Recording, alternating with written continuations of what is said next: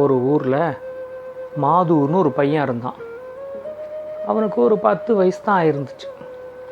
5th standard படிச்சுக்கிட்டு இருந்தான் ஸ்கூலில். அப்போ பார்த்தா திடீர்னு ஒரு நாளைக்கு அவங்க அப்பா வந்து செத்து போயிட்டார். பாவம். அவங்க அம்மாவும் எந்த வேலைக்கும் போனதில்லை, அவங்க வீட்டிலே தான் இருந்தாங்க. அதனால் அவங்களுக்கு அடுத்து என்ன பண்ணுறதுனே தெரியல. இந்த மாதுவுக்கு ஒரு மாமா இருந்தார், அவங்க அம்மாவோட அண்ணன். அவர் வந்து நல்ல பணக்காரர். அதே ஊரில் தான் வேற ஒரு இடத்துல இருந்தார். நல்ல பெரிய பங்களா மாதிரி வீடு அவரோடது. வீட்டை சுற்றி நல்ல பெரிய காம்பவுண்டு. அந்த காம்பவுண்டு பார்த்தோன்னா நல்ல ஒசரமாக இருக்கும். வெளியேருந்து பார்க்குற யாருக்கும் அந்த வீட்டுக்குள்ளே என்ன நடக்குதுன்னே தெரியாது, அவ்வளோ பெரிய காம்பவுண்டாக இருக்கும். அந்த ஏரியாலேயே பார்த்தா இந்த மாதுவோட மாமா வீடு தான் ரொம்ப பெரிய பங்களா. அதை சுற்றி இருக்கிற மிச்சம் எல்லா வீடும் பார்த்தோன்னா சாதாரண குடிசை வீடு தான், அது மாதிரி இருக்கும். இவங்க என்ன பண்ணாங்க, இந்த மாதுவோட அம்மா மாதுவை கூட்டிக்கிட்டு அவங்க மாமா வீட்டுக்கே போயிட்டாங்க. ஆனால் அந்த மாமா இருக்கார்ல, அவருக்கு பார்த்தேன்னா பணம் சம்பாதிக்கணும்னு ரொம்ப ஆசை. அவருக்கு வந்து வீட்டுக்கு வந்து மாதுவோட அம்மாவும் வந்தது வந்து அவருக்கு டோட்டலாக பிடிக்கவே இல்லை. இவங்களை எப்படியாவது இந்த வீட்டை விட்டு விரட்டி விட்டுறணும் அப்படின்னே அவர் பார்த்தார். அதனால என்ன பண்ணார், அந்த வீட்டில் இருக்கிற வேலைக்காரங்கள்லாம் இருக்காங்கல்ல, எல்லாரையும் முதல்ல வேலையை விட்டு நிறுத்தினார். இந்த வீட்டில் இனிமேல் யாருமே வேலைக்காரங்க வேண்டாம், என் தங்கச்சி வந்துருச்சு, இனிமேல் என் தங்கையே எல்லா வேலையும் பார்த்துக்குவாங்க, அதனால் யாரும் வேலைக்காரங்க வேண்டாம் அப்படின்னு சொல்லிட்டு எல்லா வேலைக்காரங்களையும் வேலையை விட்டு நிறுத்தினார். இப்போ அவர் இந்த வேலைக்காரங்களுக்கு கொடுக்குற சம்பளம்லாம் மிச்சம் தானே, அதனால் நிறுத்திட்டார். இந்த மாதுவோட அம்மா பார்த்தா காலையில் 4 மணிக்கு எழுந்திருப்பாங்க. எழுந்திரிச்சு பாலை காய்ச்சி வீடெல்லாம் பெருக்கி தொடச்சி பாத்திரம்லாம் தேய்ச்சி காலையில் வேணுங்கிற டிஃபன்லாம் சமைச்சி துணியெல்லாம் துவைச்சி இதை மாதிரி காலையிலேருந்து சாயந்தரம் வரைக்கும் அவங்களுக்கு வேலை இருந்துக்கிட்டே இருக்கும். ராத்திரி 11 மணி ஆகிடும் அவங்க போய் படுக்கிறதுக்கு. அந்த அளவுக்கு அவங்க வேலை செய்வாங்க. இந்த மாமா நினச்சிக்கிட்டார், சரி 4 வேலைக்காரங்களுக்கு கொடுக்க வேண்டிய சம்பளம் நமக்கு மிச்சம் அப்படின்ட்டு. ஆனால் இந்த மாது வந்து அவருக்கு கொஞ்சம் கூட பிடிக்கவே இல்லை. இந்த மாது என்ன பண்ணான், இவனை கொண்டு ஸ்கூலில் எங்கேயாவது சேர்க்கணும்ல, இவன் 5th ஸ்டாண்டர்ட் படிச்சுக்கிட்டு இருந்தான்ல, அதனால் இவனை ஸ்கூலில் சேர்க்காம இவனை ஏதாவது ஒரு வேலைக்கு அனுப்பிச்சு அது மூலமாக ஏதாவது நம்ம கொஞ்சம் பணம் வந்ததுன்னா நல்லா இருக்குமே அப்படின்னு அவர் யோசித்தார். இந்த மாமாவுக்கு குழந்தைங்களே கிடையாது. அவர் பேர் நடராஜ். அவர் என்ன பண்ணார், இந்த மாதுவை வந்து எங்கேயாவது ஒரு இடத்துல கொண்டு வேலைக்கு சேர்க்கலாம் அப்படின்னு சொல்லிட்டு கூப்பிட்டு போய் மாதுவை 2-3 இடத்துல வேலைக்கு சேர்க்குறதுக்கு பார்த்தாரு. ஆனால் எல்லோரும் பையன் ரொம்ப சின்னவனாக இருக்காங்க, இவனெல்லாம் வேலைக்கு எடுத்துக்க முடியாது அப்படின்னு சொல்லி யாரும் மாதுவை வேலைக்கு எடுத்துக்கல. சின்ன பசங்களெல்லாம் போய் எங்கேயாவது வேலைக்கு சேர்ப்பாங்களா, அவங்கள ஸ்கூலில் படிக்கத்தானே வைக்கணும். அது கூட தெரியாமல் இந்த நடராஜ் மாமா எல்லா இடத்துலையும் போய் இந்த பையனை வந்து வேலைக்கு சேருன்னார். யாரும் வேலைக்கு சேர்த்துக்கலன்ன உடனே இவர் என்ன பண்ணார், அந்த ஊருக்கு பக்கத்தில் ஒரு பெரிய காடு இருந்துச்சு. அந்த காட்டில் இந்த மாது அனுப்பிச்சு, நீ காலையிலேருந்து சாயந்தரம் வரைக்கும் இந்த காட்டில் போய் விறகெல்லாம் பொறுக்கிட்டு அந்த விறகு எல்லாத்தையும் நல்லா பண்டுலாக கட்டி தலையில் வச்சு தூக்கிட்டு வந்து நான் ஒரு விறகு கடை சொல்லியிருக்கேன், அந்த விறகு கடையில் கொண்டு போய் எல்லா விறகையும் கொண்டு விற்றுட்டு அவர் கொடுக்குற காசை அப்படியே வாங்கிட்டு வந்து என்கிட்ட கொடுத்துடணும், இதான் நாளையிலேருந்து உனக்கு வேலை அப்படின்ட்டார். மாதுக்கு வந்து ஸ்கூலில் சேர்ந்து படிக்கணும்னு ரொம்ப ஆசை. ஆனால் மாமா அப்படி சொன்ன உடனே அவனுக்கு வேறு என்ன பண்ணுறதுன்னு தெரில. அவங்க அம்மாவும் சரிப்பா நீ நடராஜ் என்ன சொல்கிறாரோ அதே மாதிரி பண்ணு அப்படின்ட்டாங்க. அந்த தெருவில் அந்த குடிசை வீடுலாம் நிறையா இருக்குல்ல, 30 குடிசை வீடு இருந்துச்சு. எல்லா வீட்லேயும் பார்த்தா மாது வயசில் ஒரு பையனும் இருந்தான். எல்லா பசங்களும் ஸ்கூலுக்கு வேறு போகிறாங்க. ஆனால் மாது வந்து நம்மளால் இப்படி ஸ்கூலுக்கு போக முடியலையே அப்படின்னு சொல்லி ரொம்ப வருத்தப்பட்டான். மாதுவுக்கு அந்த பசங்களோடலாம் நல்லா பிடிக்கும், அவங்களோடலாம் போய் விளையாடணும் அப்படின்னு பார்ப்பான். ஆனால் அந்த நடராஜ மாமாவுக்கு வந்து அந்த பசங்களெல்லாம் யாரையுமே பிடிக்காது. ஏன் பிடிக்காது அப்படின்னு பார்த்தா, அவங்க எல்லாரும் ரொம்ப ஏழை, அதனால் அவங்கள பிடிக்காது. மாதுகிட்ட சொல்லிட்டார், இங்கே பாரு, நீ இந்த வீட்டில் இருக்கிற வரைக்கும் இந்த தெருவில் இருக்கிற எந்த பயலோடையும் சேர்ந்து விளையாடக்கூடாது, எந்த பையனும் உன்னை தேடிக்கிட்டு இந்த வீட்டுக்கு வரக்கூடாது, அதை நான் பார்க்கக்கூடாது, பார்த்தேன்னா உன்னை தொலைச்சி விடுவேன் அப்படின்ட்டார். உடனே மாதுவும் சரின்ட்டான். அவன் அந்த பசங்களோடலாம் யாரோடையும் விளையாடாமல் காலையிலேருந்து சாயந்தரம் வரைக்கும் காட்டுக்கு போய் விறகெல்லாம் பொறுக்கிக்கிட்டு இருந்தான். இப்படியே கொஞ்ச நாளைக்கு போச்சு. அந்த காடு இருக்குல்ல, அது நல்ல பெரிய காடு. அந்த காட்டுக்கு நடுவில் ஒரு பெரிய காட்டாறு வேற ஓடிட்டு இருந்துச்சு. காட்டாறுனா நல்ல பெரிய ரிவர், தண்ணி நிறையா ஓடிட்டுருக்கும் அந்த ரிவரில். அந்த காட்டுக்கு அந்த பக்கத்தில் ஒரு மந்திரவாதி இருந்தான், ஒரு குகைக்குள்ள. அவன் யாரையும் டிஸ்டர்ப் பண்ண மாட்டான். அவன் என்ன பண்ணுவான், நமக்கு நிறைய மந்திர சக்தி வேணும் அப்படின்ட்டு காளிக்கு வந்து அந்த குகையில் உட்காந்துக்கிட்டு யாகம்லாம் பண்ணி அவனோட மந்திர சக்தியை அதிகமாக்கிக்கிறதுக்காக பார்த்துக்கிட்டு இருந்தான், காளிக்கிட்டேருந்து வரம் வாங்கணும் அப்படின்ட்டு. அதனால் அவன் பெரும்பாலும் குகையை விட்டே வெளியே வரமாட்டான், உள்ளேயே உட்காந்து யாகம் பண்ணுறது, இப்படி தான் போயிட்டுருக்கும். மாது அவனை பற்றி கேள்விப்பட்டிருக்கான், அங்கே ஒரு மந்திரவாதி இருக்கான்ட்டு. ஆனால் இவன் காட்டுக்கு இந்த பக்கத்தில் தான் விறகெல்லாம் பொறுக்குவான், இந்த மந்திரவாதி இருக்கிற பக்கம்லாம் அவன் போகவே மாட்டான். இவன் மட்டும் இப்படி விறகு பொறுக்கிட்டு வந்துட்டு இருந்தானா, அப்போ திடீர்னு ஒரு நாளைக்கு என்னாச்சு, இவன் விறகு பொறுக்கிறதுக்காக காட்டுக்கு போனால் அந்த இடத்துல வந்து ஏதோ சத்தம் கேட்டுச்சு, யாரோ பேசிக்கிற மாதிரி. இந்த காட்டில் மனுஷங்களே கிடையாதே, யார் இங்கே வந்து பேசிக்கிற மாதிரி சத்தம் கேட்குது அப்படின்னு நினச்சிக்கிட்டு மாது வந்து என்ன பண்ணான், அந்த காட்டாத்தோட கரையோரமாக அப்படியே நடந்து போனான். அங்கே தான் அந்த ரிவர் இருந்துச்சு. அந்த ரிவர் கரையோரமாக நடந்து போய் அங்கே ஒரு மரத்துக்கு பின்னாடி ஒளிஞ்சுக்கிட்டு யார் பேசுகிறாங்கன்னு பார்த்தான். அங்கே பார்த்தா 2 திருடனுங்க, அவனுங்க தான் அங்கே நின்று பேசிக்கிட்டு இருக்கானுங்க. மாது வந்து ஒரு மரத்துக்கு பின்னாடி ஒளிஞ்சுக்கிட்டு அந்த திருடங்க என்ன பேசுகிறானுங்கன்னு பார்த்துக்கிட்டு இருந்தான். அதே நேரத்தில் பார்த்தா அந்த ரிவர் இருக்குல்ல, அதில் ஒரு முதலை, அது காலையிலேருந்து சாப்பிட்றதுக்கு ஒன்றுமே கிடைக்கல, அப்படியே அந்த ரிவரில் சுற்றி சுற்றி வந்துக்கிட்டு இருக்கு. மாது வந்து இந்த கரையில் நிற்கிறத பார்த்துச்சு. அது நிற்கிறத பார்த்த உடனே, சரி இந்த பையன் எங்கேயாவது தண்ணிக்குள்ளே விழுந்தான்னா இவனை இன்றைக்கி நம்ம சாப்பிட்டுட்டு போகலாம் அப்படின்னு நினச்சிக்கிட்டு அந்த இடத்துலையே அது சுற்றி சுற்றி வந்துக்கிட்டு இருந்துச்சு. மாது அந்த மரத்துக்கு பின்னாடி ஒளிஞ்சிக்கிட்டு அங்கேருந்து பார்த்துக்கிட்டே இருந்தானா அந்த திருடங்க என்ன பேசிக்கிறாங்கன்ட்டு. அந்த திருடன் ஒருத்தன் சொன்னான், முதல்ல நான் வந்து இந்த செருப்பை போட்டுக்கிட்டு குதிக்கிறேன் அப்படின்னு சொல்லிட்டு ஒரு செருப்பை காலில் போட்டுக்கிட்டு குதிச்சான். ஒரு தடவை தொம்முன்னு குதிச்சான். குதித்த உடனே பார்த்தா எங்கேருந்தோ வானத்துலேருந்து ஒரே ஒரு தங்க காசு வந்து கீழே விழுந்துச்சு. மாதுக்கே ஆச்சரியமாக போயிடுச்சு, என்னடா திருடன் வந்து ஒரு செருப்பை போட்டு குதிச்ச உடனே எப்படா ஒரு தங்க காசு வந்து விழுந்துச்சுன்ட்டு. உடனே இன்னொரு திருடன் வந்து இப்போ கூட இப்போ நான் குதிக்கிறேன் அப்படின்னு சொல்லிட்டு அந்த செருப்பை வாங்கி அவன் போட்டுக்கிட்டு அவன் ஒரு தடவை குதிச்சான். மறுபடியும் வானத்துலேருந்து ஒரு தங்க காசு வந்து விழுந்துச்சு. அப்போ இதே மாதிரி 2 பேரும் மாற்றி மாற்றி மாற்றி மாற்றி குதிச்சுக்கிட்டு இருந்தானுங்க. குதிக்க குதிக்க வானத்துலேருந்து தங்க காசு விழுந்துக்கிட்டே இருந்துச்சு ஒவ்வொரு வாட்டியும்.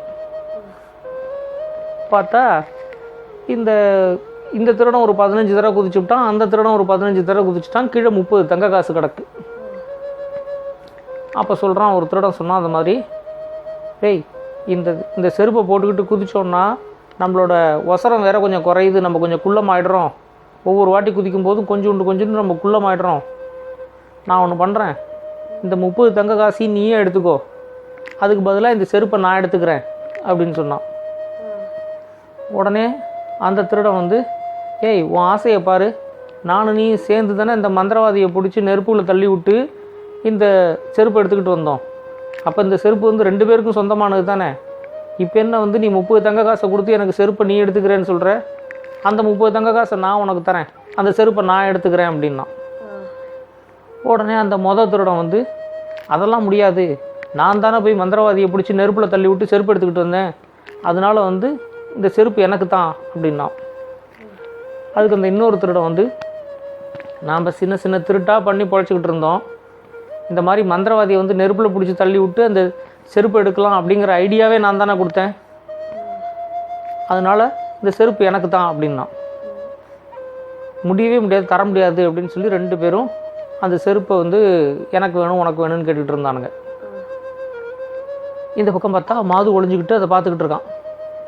அந்த பக்கம் முதல்ல வந்து ஒளிஞ்சிக்கிட்டு மாது எப்போ தண்ணிக்குள்ளே விழுவான்னு பார்த்துக்கிட்டு இருக்கு. இப்படியே நடந்துக்கிட்டு இருந்துச்சா, இந்த 2 திருடனும் என்ன பண்ணான், அந்த செருப்பை கீழே போட்டான். அந்த தங்க காசையும் யாரும் பொறுக்கலை. 2 பேரும் பயங்கர சண்டை வந்து ஒருத்தன் அடிச்சுக்க ஆரம்பிச்சிட்டான். ஒருத்தன் நல்லா அடிச்சுக்கிட்டு 2 பேரும் பார்த்தா ஒரு சமயத்தில் தடார்னு போய் தண்ணிக்குள்ளே விழுந்துட்டானுங்க அந்த ரிவரில். அந்த முதல்ல காலையிலேருந்து ஒன்றும் சாப்பிடவே இல்லையா, இப்போ 2 நல்லா திருப்தியாக சாப்பிட்டுட்டு அந்த முதல்ல ஒரு ஏப்பத்தையும் விட்டு அங்கேருந்து கிளம்பி போச்சு. யாரை சாப்பிட்டுச்சு? இந்த 2 திருடனையும் சாப்பிட்ருச்சு. சாப்பிட்டோடனே 2 திருடனும் தண்ணிக்குள்ளே விழுந்து ஐயோ அம்மான்னு அலறி முதல்ல கடித்த உடனே 2 பேரும் செத்தே போயிட்டானுங்க. மாது வந்து அப்போ தான் இந்த கிட்ட வந்து பார்த்தான், அங்கே இருக்கிற தங்க காசு எல்லாத்தையும் பொறுக்கினான். 30 தங்க காசு இருந்துச்சு. அந்த செருப்பையும் எடுத்து வச்சுக்கிட்டான். எடுத்து வச்சுக்கிட்டு ஓ இந்த செருப்பில் வந்து இவ்வளோ பெரிய மந்திர சக்தி இருக்கா, நான் கூட கேள்விப்பட்டிருக்கேன் இந்த மாதிரி அந்த மந்திரவாதிகிட்ட வந்து ஒரு மந்திர செருப்பு இருக்குன்ட்டு. அந்த செருப்பை போட்டு குதிச்சா வானத்துலேருந்து ஒரு தங்க காசு விடும், ஆனால் நம்ம ஒசரம் வந்து கொஞ்சோண்டு குறைஞ்சிரும், கொஞ்சம் குள்ளமாயிடுவோம். சரி அப்படின்ட்டு அந்த மந்திர செருப்பை என்ன பண்ணால் ஒரு துணியில் போட்டு சுற்றி அதையும் எடுத்துக்கிட்டான். அந்த 30 தங்க காசையும் எடுத்துக்கிட்டான். அன்றைக்கி பொறுக்கின விறகு எல்லாத்தையும் சேர்த்து நல்லா பண்டலாக கட்டி அதையும் தலையில் தூக்கி வச்சுக்கிட்டு நேராக அந்த விறகு கடைக்கு போனான். விறகு கடையில் எல்லா விறகையும் போட்டு அந்த காசை கொண்டு போய் நேராக மாமாட்ட கொடுத்துட்டான்.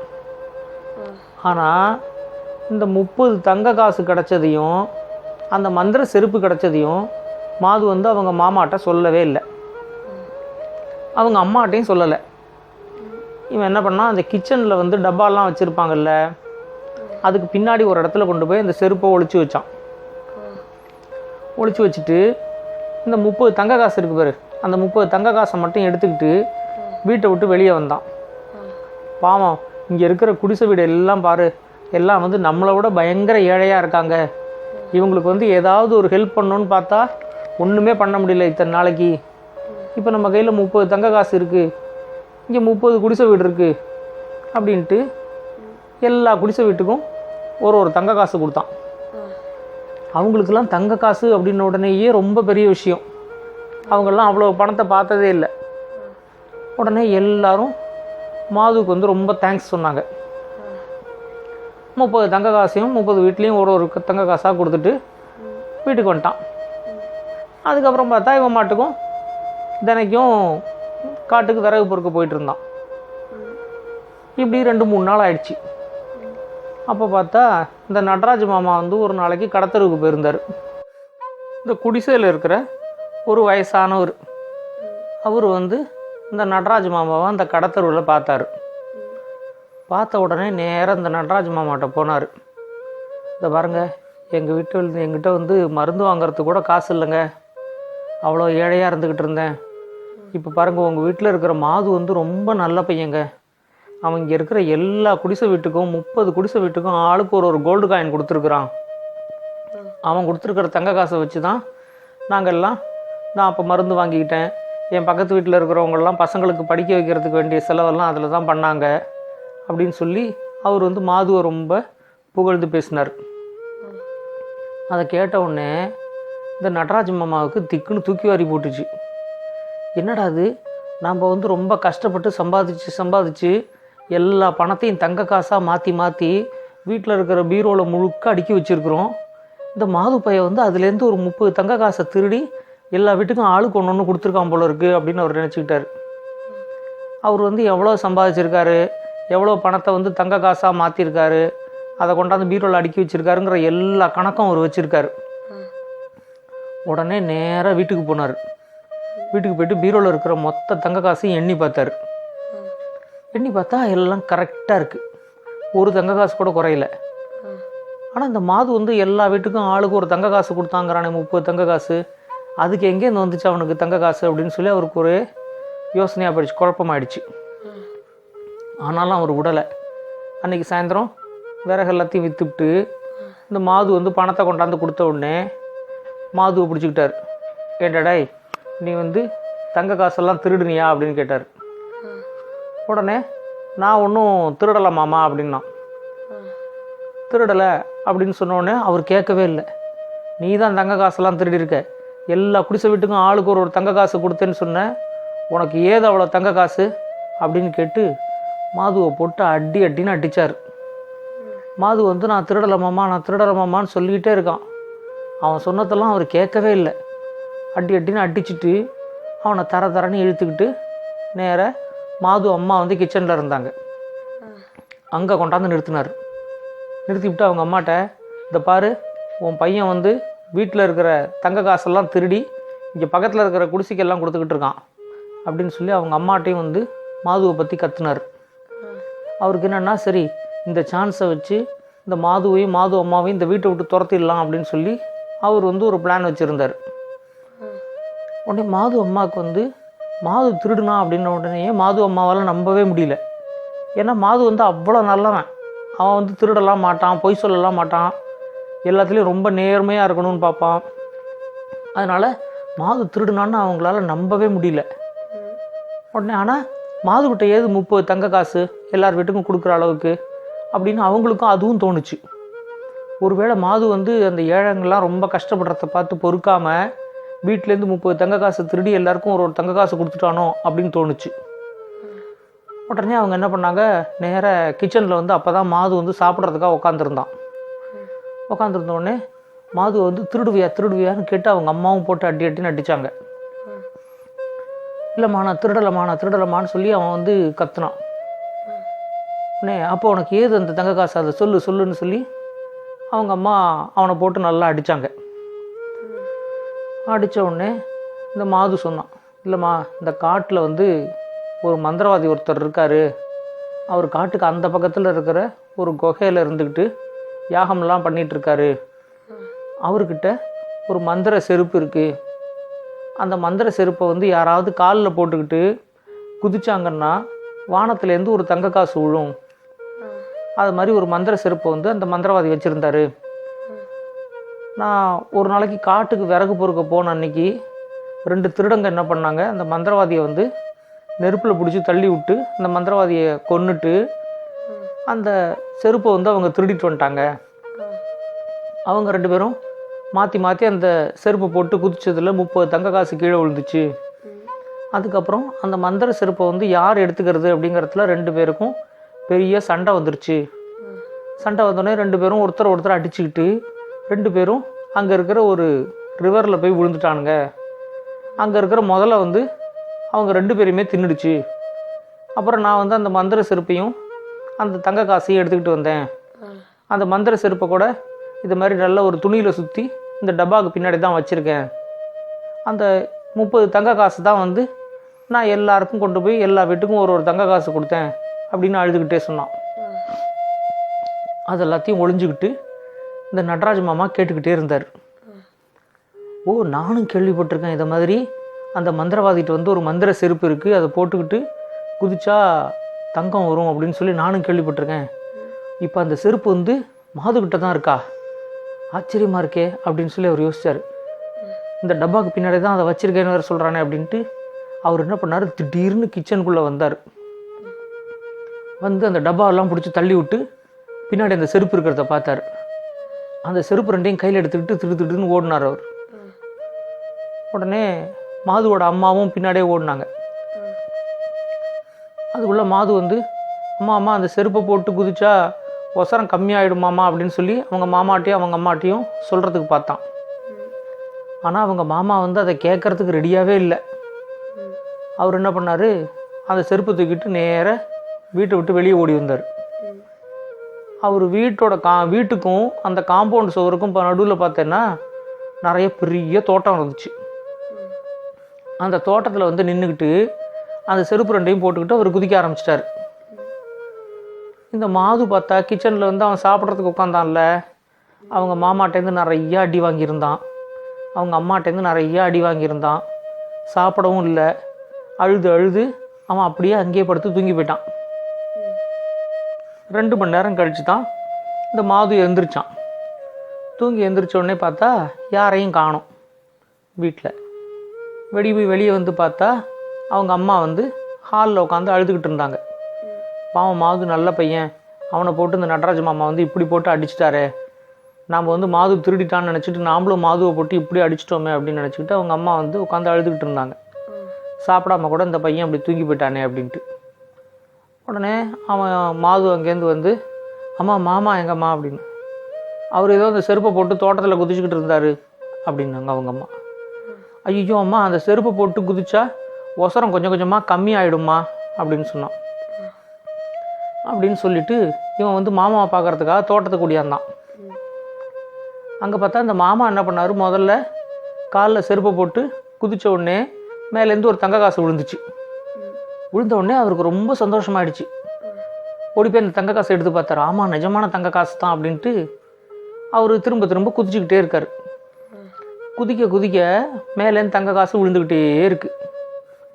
இவரோட ஒசரம் கொஞ்சம் கொஞ்சமாக குறைஞ்சிக்கிட்டே வருது. இந்த மாதிரி அவரோட உயரம் வந்து கொஞ்சம் கொஞ்சமாக குறையிறது கூட அவருக்கு தெரியல. அந்த அளவுக்கு அவர் வந்து நல்லா ரசித்து குதிக்கிறார். ஒவ்வொரு வாட்டி குதிக்கும் போதும் பார்த்தா அந்த தங்க காசு விழுந்துக்கிட்டே இருக்குது. இவர் கொஞ்சம் கொஞ்சமாக சின்னதாக இவருக்கு என்ன ஆகுது, அந்த தங்க காசு அதே சைஸ் தான் விழுது. ஆனால் பெரிய பெரிய தங்க காசு விழுற மாதிரி இவருக்கு தோணுது. உடனே நம்ம காலையிலேருந்து குதிக்க இன்னும் பெரிய பெரிய தங்க காசு விழுது அப்படின்னு நினச்சிக்கிட்டு அவர் வந்து நல்லா குதிக்க ஆரம்பித்தார். ஒரு சமயத்தில் பார்த்தா ஒரு பெரிய வீடு அளவுக்கு ஒரு தங்க காசு விழுது. அந்த மாதிரி அவர் சின்னதாக போயிட்டார். நடராஜ் மாமா வந்து அப்படியே நடராஜ் பென்சில் மாதிரி ஆயிட்டார் குதிச்சு.